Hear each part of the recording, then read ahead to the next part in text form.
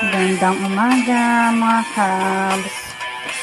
Magandang umaga dito sa Middle East. Magandang hapon, Pilipinas.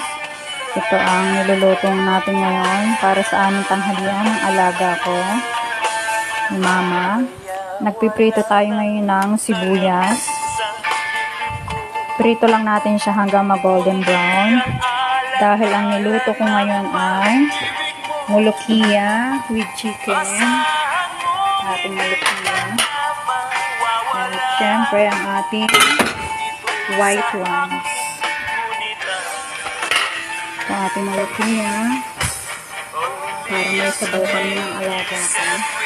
Ang mulukia ay saluyot na binlender. Nilahapan ko lang ng sibuyas at bawang. Masustansya. Gusto ko talaga itong pritong sibuyas kapag ang ulam namin ay chicken. Bukod sa pampagana siyang kumain ay masarap pa.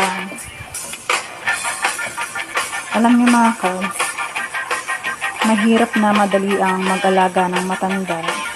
At pasalamat ako dahil ang alaga ko ay kahit matanda na, hindi naman siya maligalig.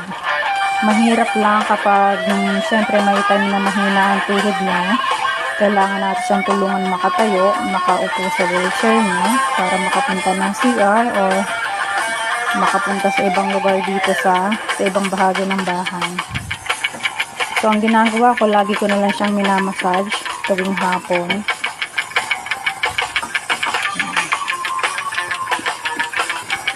Pero mas gugustuhin ko pa rin mag-alaga ng matandang hindi maligalig kaysa sa, alam nyo, yung ibang bata dito sa gitnang silangan ay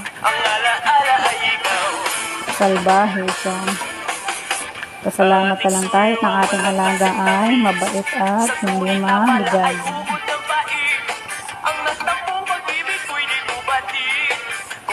Ito ang aming lunch ngayon.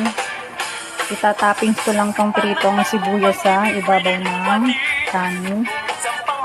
At ang aming soup ay mulukia soup with chicken. Masalamat!